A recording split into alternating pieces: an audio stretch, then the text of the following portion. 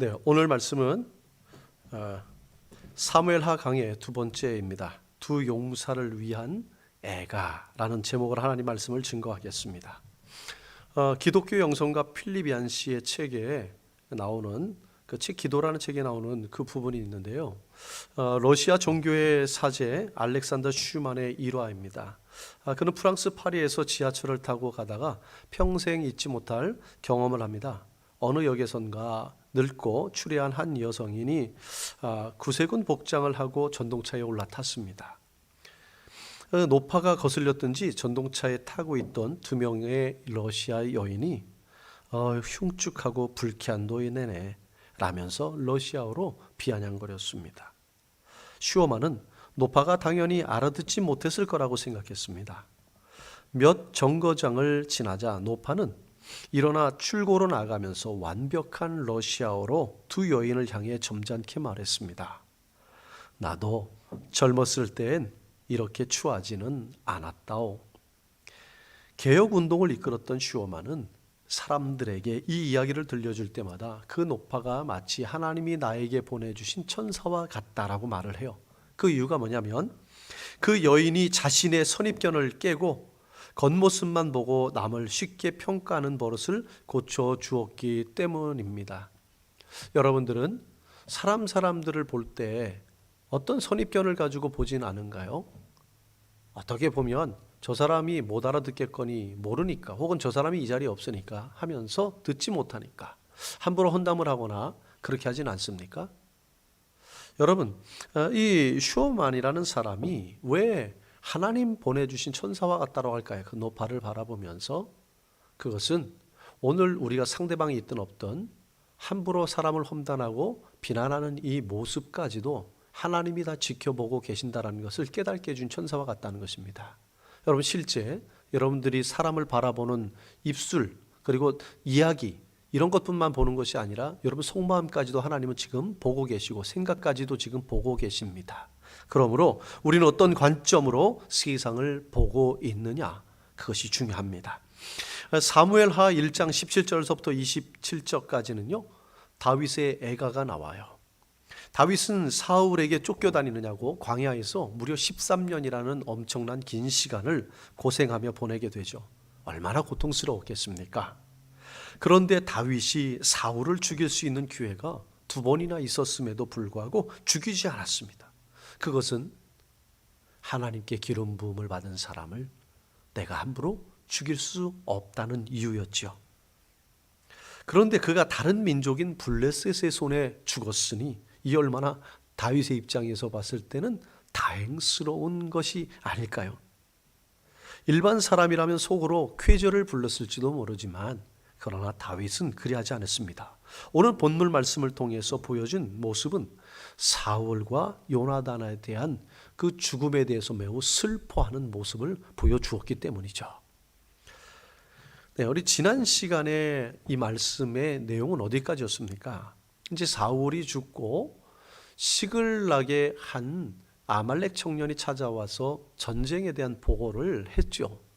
그리고 사울과 요나단은 죽었다라는 얘기를 했습니다. 그런데 그 소식을 들은 다윗은 정말 일반 사람이라면 기뻐했겠지만 기뻐하지 않았다라는 거예요. 정말 많은 사람들이 기뻐하겠지만 다윗은 기뻐하지 않는다는 거예요. 다윗이 왜 하나님 앞에 쓰임 받았느냐? 이런 관점이 다르기 때문에 그렇다라는 것입니다. 오늘 우리가 하나님 앞에 귀하게 쓰임 받을 때 관점이 달라야 하는 것이죠. 그래서 우리는 세상 사람들의 눈치를 보는 게 아니라 하나님 눈치를 보기 때문에 하나님 마음에 합당한 삶을 살아야 되는 거예요. 다윗에게 하나님이 칭찬하실 때 성경에 기록된 말이 무엇입니까? 그가 하나님 마음에 합하더라라는 것입니다. 여러분, 오늘도 우리의 마음이 하나님 앞에 합한 성도가 되어야만 합니다. 네, 우리 다윗이 슬퍼할 뿐만 아니라 슬퍼하며 노래를 지어 부르게 되는데 그것이 이름이 활의 노래라는 거예요. 그리고 그것을 가지고 야살의 책에 기록하라고 말을 합니다. 자, 그럼 우리 17절부터 27절 말씀까지인데요. 17절 말씀, 18절 말씀을 함께 읽어보도록 하겠습니다. 시작. 다윗이 이 슬픈 노래로 사울과 그의 아들 요나단을 조상하고 명령하여 그것을 유다 족속에게 가르치라 하였으니 곧 활노래라. 야살의 책에 기록되었으되. 아멘. 분명히 말하죠. 활의 노래라는 거예요. 활의 노래는 건 뭘까요? 그것은 실제 사울과 요나단이 활을 잘 쐈습니다. 활을 잘 쏘는 용사 중에 하나였었죠. 그래서 그의 용맹함을 가리켜 활의 노래라 라고 말하고 있는 겁니다. 그리고 야살의 책에 기록하라는 말이 있죠. 어디서 한번 들어보셨죠? 야살의 책은 여호수아서 10장에 가나안 연합군과 싸울 때 태양과 달이 멈춘 사건을 여러분 기억하시죠? 예, 그때 이 사건, 이 승전보를 야살의 책에 기록되었다는 거예요.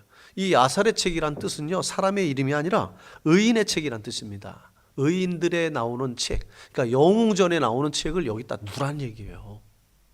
자, 이렇듯 다윗이 야살의 책에 기록하도록 한 것은 단순히 두 사람이 죽음에 대한 애도뿐만이 아니겠죠. 사울과 요나단이라는 두 사람의 용맹스러움을 후손들에게 전달하고자 하는 의도가 있었다는 겁니다.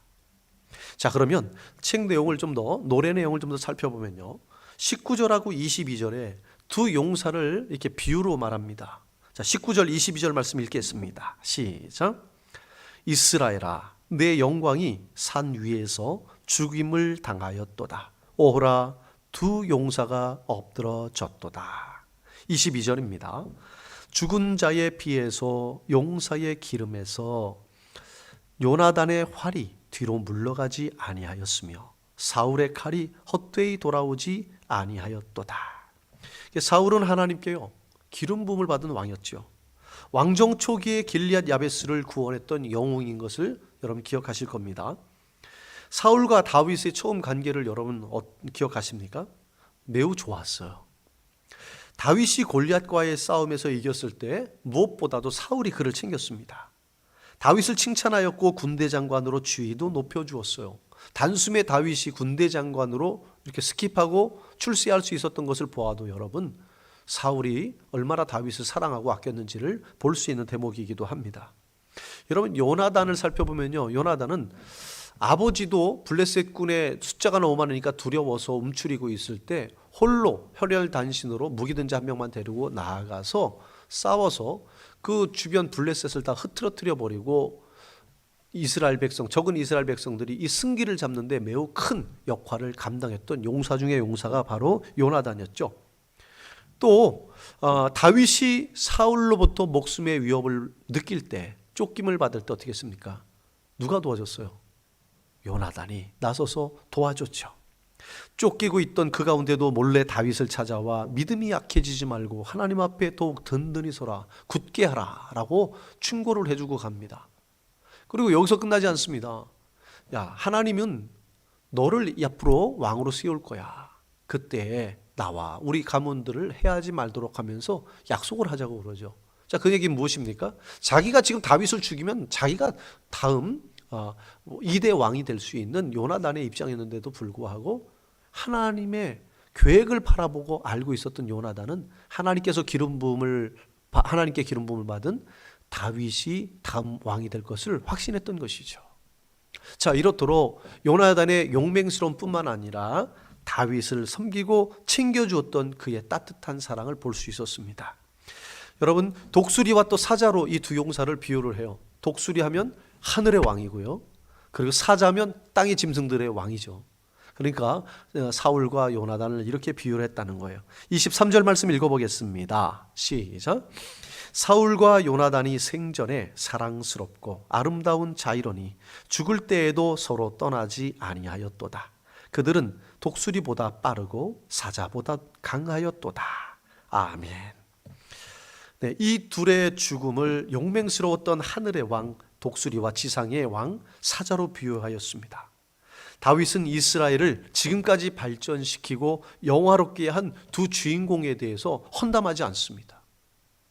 이쯤 되면 헌담할 말도 하잖아요. 얼마나 왼수 같았겠습니까? 얼마나 쌓인 게 많았겠습니까? 그런데요, 백성들 앞에서 절대 사적인 개인적인 감정을 드러내지 않았다라는 거예요. 그들은 공식적으로 왕이었으며 왕자였습니다. 그래서 사울과 왕조였던 요나단을 드높이 세워주는 일에 그가 그 마지막을 그렇게 칭찬하며 노래를 불렀다라는 거예요. 자, 26절 말씀에는 여러분 요나단에 대해서 좀 더 깊이 특별한 표현을 쓰게 되는데요. 26절 말씀 읽어보겠습니다. 시작. 내 형 요나단이여, 내가 그대를 애통함은 그대는 내게 심히 아름다움이라. 그대가 나를 사랑함이 기이하여 여인의 사랑보다 더하였도다. 아멘.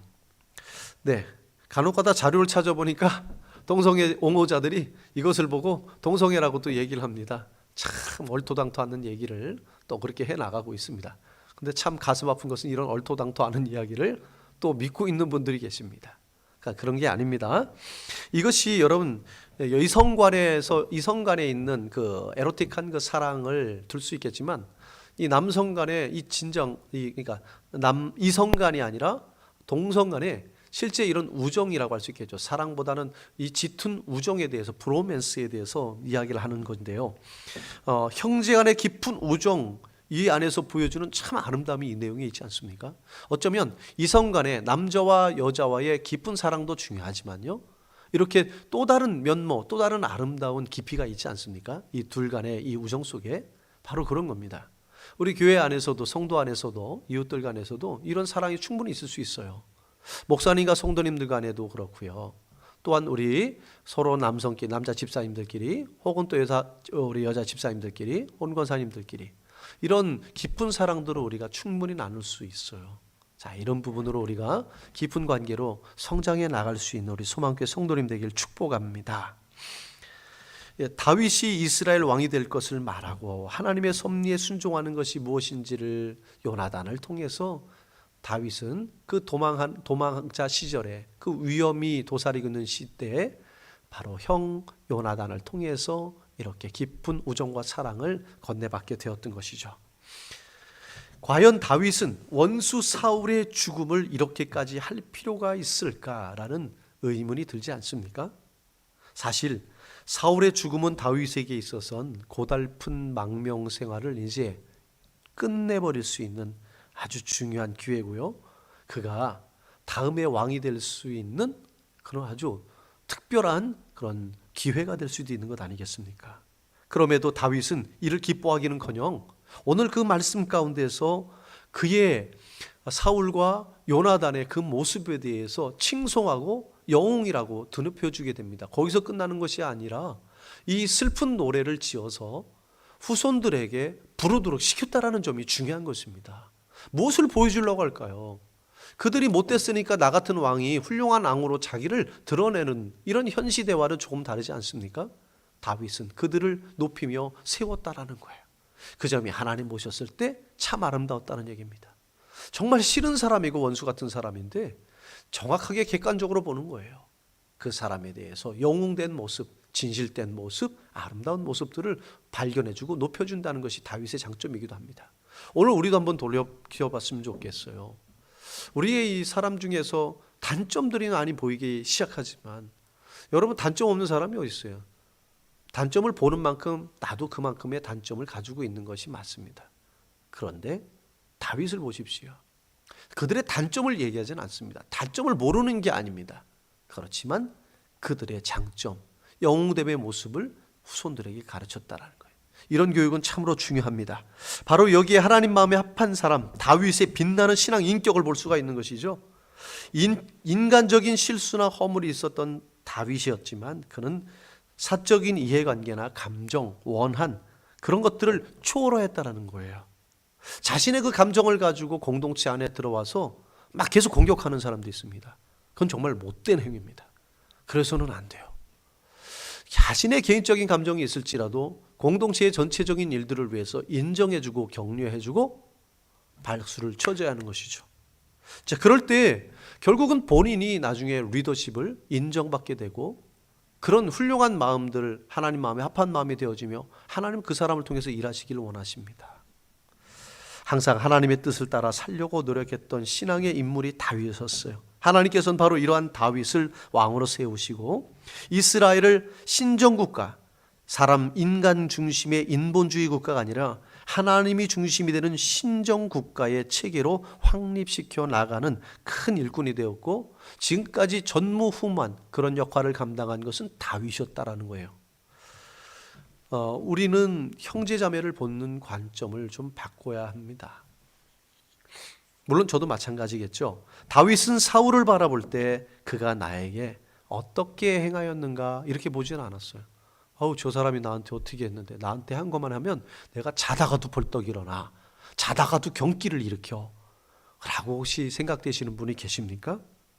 그런데 다윗은 그렇게 하지 않았다는 거예요. 그런 관점으로 본 게 아니라 하나님께서 사울에게 어떤 일을 행하셨을까 하는 거예요. 하나님께 하신 것이 중요해요. 그 사람이 나한테 한 거는 중요하지 않아요.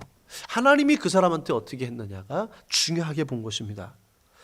다윗은 사울이 13년 동안 자신을 괴롭혔던 사람으로 보지 않았다라는 거예요.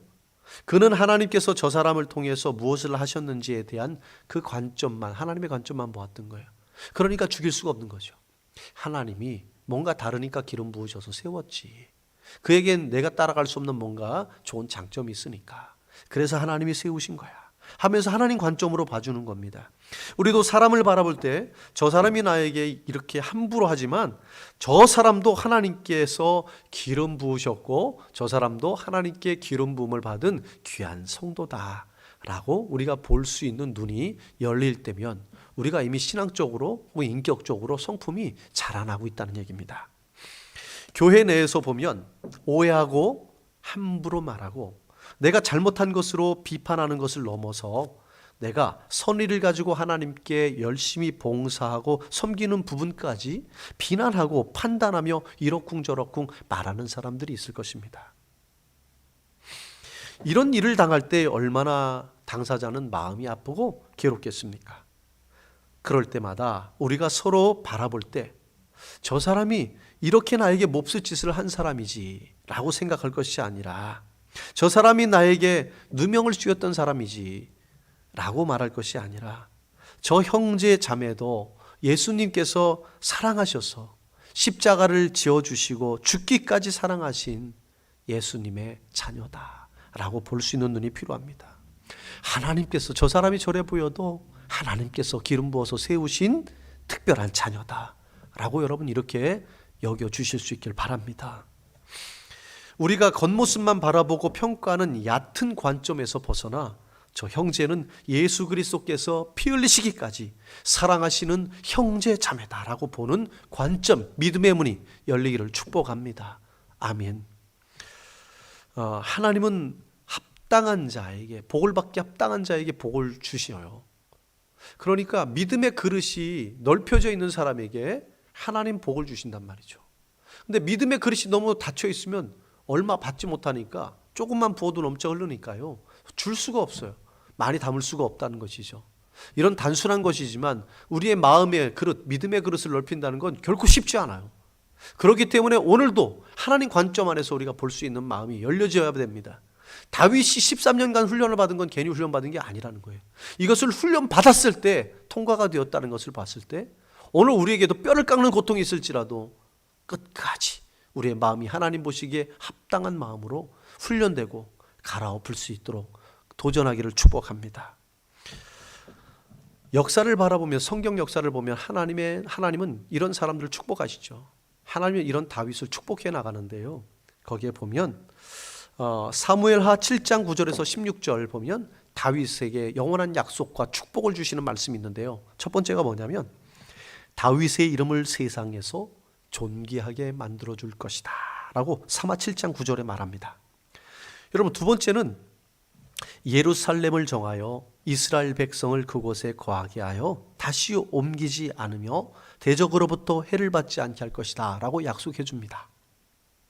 실제 다윗이 예루살렘 성 안에 있을 때에 침략을 받지 아니하죠. 세 번째입니다. 여호와께서 다윗을 위하여 한 집을 세우실 것이다. 여기서 다윗을 위한 집은 다윗의 왕조를 일컫는 것입니다. 다윗을 통하여 남유다가 멸망할 때까지 다윗의 자손들로만 이루어지게 되었다는 사실이 오늘 그 말씀의 약속이 지켜지게 되는 거죠. 네 번째는요, 다윗의 아들이 하나님의 전을 세울 것이고 하나님은 다윗의 후손의 나라를 견고하게 할 것이다. 그래서 다윗의 왕조가 패망할 때까지 이어집니다. 다섯 번째는요, 하나님께서 다윗의 후손의 아비가 되고 다윗의 후손은 하나님의 아들이 될 것이다. 이게 도대체 무슨 얘기예요? 결국 다윗의 자손에서 예수 그리스도께서 하나님께서 태어나신다는 것을 예고하는 것입니다. 하나님께서는 이렇게 다섯 가지로 사무엘 하 7장 9절에 이렇게 다윗을 축복해 주시는, 그리고 영원한 약속을 주신 위대한 축복이 나오게 되는데요. 저는 이러한 위대한 축복이 오늘도 때로는 어렵고 힘들지만 이해하게 받아들이고 또 그를 품기는 너무 어렵지만 그럼에도 눈물을 머금고 자신의 살을 깎는 듯한 아픔을 가지고 스스로를 돌이켜보며 사람을 깎아내리지 않고 헌담하지 않고 그를 높이고 그의 모든 부분을 세울 수 있는 그런 하나님 마음에 합한 다윗과 같은 사람을 오늘 찾고 계신다는 거예요. 그런데 하나님께서는 바로 그런 사람들에게, 합한 자들에게 이와 같은 복을 우리에게 주신다는 겁니다. 그 복은 나에게 뿐만 아니라 우리 가정에게, 우리 가문을 통해서, 내가 서 있는 공동체를 통해서 하나님 반드시 이루어 가십니다. 그게 성경에 대한 내용이라는 거예요. 그래서 오늘 이 말씀을 통해서 하나님 마음에 합한 것, 그 마음을 갖는 것이 우리에게 너무 중요한 겁니다. 다윗에게는요, 사울이 분명 고통이었습니다. 그런데 요나단도 고통이었어요. 근데 두 가지 고통을 받았지만 그 고통의 이유는 달라요. 사울이 나를 미워해서 내가 당하는 고통이 있고요, 요나단은 훨씬 깊은 것들을 나눌 수 있는 우정이 있는데 이제 죽음으로 인해서 그 우정을 더 이상 나눌 수가 없어요. 그런 고통이라는 겁니다. 사랑을 더 주고 싶은데 이미 하나님께서 데려가셔서 사랑을 줄 수 없어요. 하나님 뭔가를 더 해주고 싶고 미안하단 말도 해주고 싶고 내가 지난번에 잘못된 과오를 갚아주고 싶은데, 용서를 구하고 싶은데 이미 떠나버리고 없어요. 그럴 때 오는 고통이 있다는 거예요. 여러분, 그런 고통이 생기기 이전에 지금 있을 때부터 잘할 수 있기를 바랍니다. 여러분, 그 노래를 보다 보면 한국말로, 영어로는 잘 모르겠는데요, 변주곡이라는 것이 있어요. 변주곡 아마 아시는 분들은 아실 텐데, 한 4분의 4박자든지 뭐 4분의 3박자든 그 박자로부터 이제 시작이 되는데 어느 순간에 보면 조도 바뀌고요, 그리고 박자도 바뀌는 게 있습니다.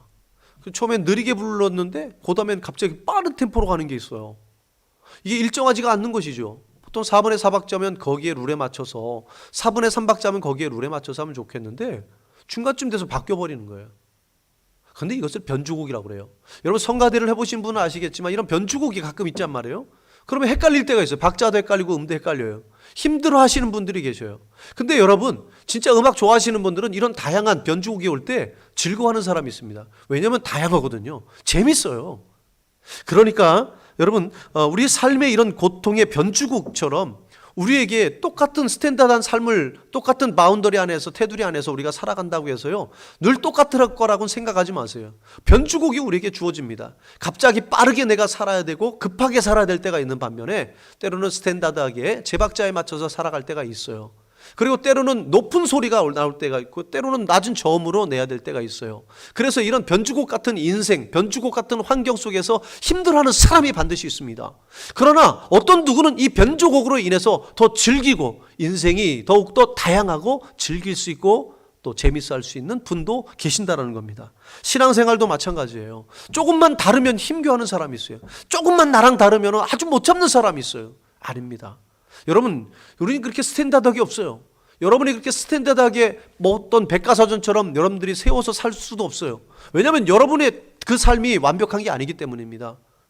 나에게 세운 룰이지 그게 우리 모두가 다 공감하는 룰은 아니라는 거예요.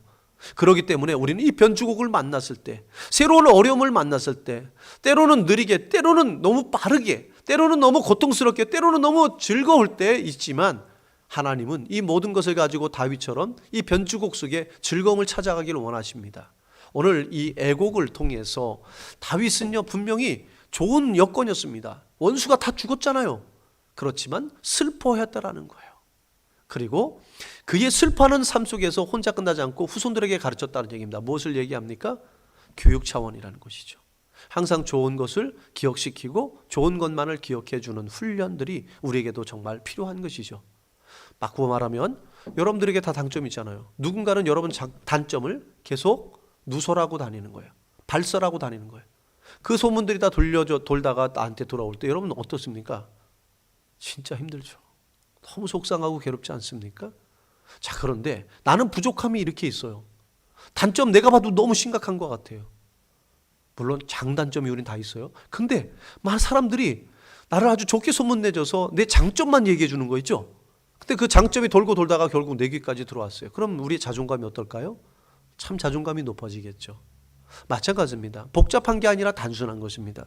오늘 근데 더 중요한 건 하나님께서 그런 마음의 자세를 보고 계신다는 거예요. 리더감은 바로 이런 사람을 그리스도의 리더감을 하나님 세워주신다는 것이죠. 다시 한번 말씀드리면 문제는 무엇인가? 누군가가 나를 미워하는 것도 내 삶의 한 부분으로 받아들여야 합니다. 또한 정든 사람과 이별하며 마음의 한 구석에 그리움이 사무치는 아픔이 있을 때에 이것으로 인하여 더욱 성숙하는 법을 배워야 합니다. 다윗은 우리가 슬퍼할 수밖에 없는 현실을 알려주고 또 그 슬픔 가운데서 더욱 성장해야 하고 성장해야 할 수 있도록 애가를 후손들에게 가르쳐 주었다라는 것입니다. 자, 오늘 우리에게 원수가 있다면 그러면 그 원수는 흐르는 물에 새겨야 합니다. 그리고 은혜는요, 돌에 새겨야 합니다. 자, 그런데 많은 사람들이 어떻게 하냐면 원수를 돌에 새겨요. 잊혀지지 않도록. 그렇지만 은혜를 흘러가는 물에 세워버려서 은혜 받은 건 금방 잊어버립니다. 우리가 보통 이렇게 간사한 사람이라는 것을 여러분 기억하고 있길 바랍니다. 많은 사람들이 그래야 할지라도 우리 크리스천들에게는 은혜를 물로 새기지 마시고 반드시 비석에 돌에 새길 수 있길 바랍니다. 그리고 이 말씀을 통해서 원수 같은 사람이 있으면 물에다 흘려보낼 수 있길 바랍니다. 여러분, 하나님은 우리에게 100가지의 여러 가지 환경을 주셨습니다. 그 중에서 보면 99가지의 아주 못된 모습이 우리 가운데 있어요. 그리고 단 한 가지의 잘하는 것이 우리에게 있습니다. 100가지 중에 99가지가 우리에게 다 허물투성이에요. 한 가지의 장점만 있을 뿐입니다. 그런데도 하나님은요, 우리를 위해서, 저와 여러분을 위해서 십자가에서 피 흘려 죽어주셨다는 거예요. 그 한 가지의 장점과 99가지의 단점이 있는 것을 알면서도요, 그건 무엇을 얘기하냐면 우리 주변에 많은 단점이 있고 장점은 별로 없을지라도 그 사람을 멀리해야 될 대상이 아니라 그를 위해서 내가 십자가 져주는 예수 그리스도의 삶처럼 헌신하고 희생하고 그의 한 가지 단점이라도 세워줄 수 있는 사람, 그런 사람을 하나님은 지금 찾고 계신다라는 거예요. 많은 교회와 이 세상에 많은 사람들이 얼마나 잘난 분들이 많은지 몰라요. 참 잘났어요. 그래서 그런지 교회는 예전보다 더 시끄러워지고 분란이 많아요. 여러분, 무엇이 잘못된 것일까요? 우리는 잘난 게 중요한 게 아닙니다. 다윗처럼 단점을 물로 흘려보내고 그 사람의 한 장점을 기억해서 사람 앞에 세워줄 수 있고 그 장점대로 살아갈 수 있는 그런 후손들로 만들어줄 수 있는 거, 믿음의 후배들을 만들어갈 수 있는 그런 믿음의 신앙의 선배가 지금 이 시점에 너무 필요합니다. 저는 우리 사랑하는 성도님들이 그런 리더십을 갖길 바랍니다. 옹졸하게 단점 까기에 험을 벗겨내기에 모든 마음을 쓰는 것이 아니라 덮어주고 감싸주고 한 가지의 장점을 크게 드러내줄 수 있는 그런 사람을 세워나갈 수 있는 저와 여러분 되기를 축복합니다. 기도하겠습니다. 하나님 아버지, 감사합니다. 오늘 하루도 하나님께서 인도하여 주셔서 하나님 말씀으로 우리가 스스로를 돌아보게 하여 주시고 다윗이 원수 사울을 영웅이라 칭하며 그의 장점을 노래로 지어 진심으로 슬퍼하며 후손들에게 나누어 부르게 하였던 것처럼 하나님, 오늘 우리에게도 허물은 가려주시고 우리의 장점을 보아 세워주신 주님의 은혜를 기억하며 우리 사랑하는 성도님들도 사람들의 혹은 원수의 단점이라도 함부로 누설하지 않게 하시고 오히려 감싸주며 그의 장점을 높이 세워 전할 수 있는, 사람을 세워줄 수 있는 리더자 되도록 축복하여 주옵소서. 예수님의 이름으로 기도하옵나이다. 아멘.